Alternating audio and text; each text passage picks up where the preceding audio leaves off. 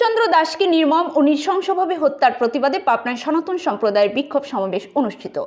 ময়মনসিংহের ভালুকায় সনাতন ধর্মাবলম্বী দীপুচন্দ্র দাসকে নির্মমভাবে হত্যার প্রতিবাদে পাবনার সনাতন সম্প্রদায় এক বিক্ষোভ সমাবেশের আয়োজন করেন। সমাবেশে তারা এই নৃশংস হত্যাকাণ্ডের তীব্র নিন্দা জানিয়ে খুনিদের দৃষ্টান্তমূলক শাস্তির দাবি জানান। তানজিল হাসানের তথ্যচিত্রে বিস্তারিত থাকছে পাবনা প্রতিনিধি ফারহানা খাতুনের প্রতিবেদনে। 21 ডিসেম্বর সকাল 11:30 ঘটিকায় পাবনার সনাতনী সম্প্রদায় দীপুচন্দ্র দাস হত্যার প্রতিবাদে বিক্ষোভ সমাবেশের আয়োজন করেন। বিক্ষোভ সমাবেশের র্যালি শহরের জয়কালীবাড়ি মন্দির থেকে বের হয়ে কোর্ট চত্বর প্রদক্ষিণ করে প্রেস ক্লাবের সামনে এসে সমাপ্ত হয়। পরে প্রেস ক্লাবের সামনে বিক্ষোভ সমাবেশ অনুষ্ঠিত হয়।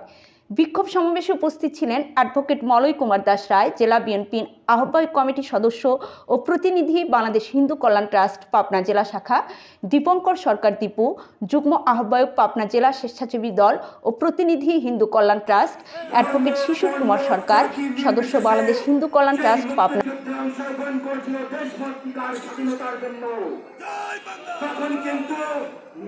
তখন কিন্তু আমাদের মধ্যে এই ধরনের কোনো ভেদাভেদ বা এই ধরনের কোনো ভুয়া মত সৃষ্টির কোনো বিষয় ছিল না। আমি নিজেও একজন মুক্তিযোদ্ধার সন্তান হিসাবে রাজপথে আপনাদের সম্মুখে দাঁড়িয়ে দীপু দাস হত্যার বিচারের জন্য দাঁড়িয়েছি। আমাদের এখানে সনাতন সম্প্রদায়ের অনেক মানুষ আমাদের সঙ্গে একত্রিত দাঁড়িয়েছে। আমরা বাংলাদেশের নাগরিক, বাংলাদেশ আমাদের দেশ। সনাতন ধর্মাবলম্বী দীপুচন্দ্র দাসকে নবী মোহাম্মদ সাল্লাল্লাহু সাল্লাম নিয়ে কটূক্তি করার দায়ে পিটিয়ে হত্যা করে মৃত লাশকে গাছের সাথে ঝুলিয়ে পোড়ানো হয়। অথচ এই মবকে থামাতে এগিয়ে আসেনি পুলিশ প্রশাসন, এমনকি সাধারণ জনগণও ছিল নীরব। ধর্মের নাম নিয়ে এহেন মব সৃষ্টিকারী অপরাধীদের দৃষ্টান্তমূলক শাস্তি দিতে ব্যর্থ হচ্ছে প্রশাসন।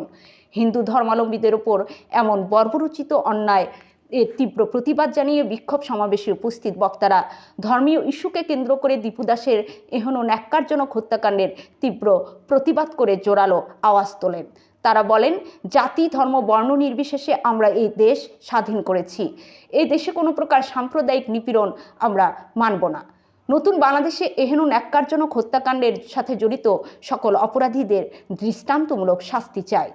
অবিলম্বে হিন্দু সম্প্রদায়ের ওপর এই নিপীড়ন বন্ধ করা হোক। নতুন বাংলাদেশ হোক অসাম্প্রদায়িক ও বাক স্বাধীনতার বাংলাদেশ।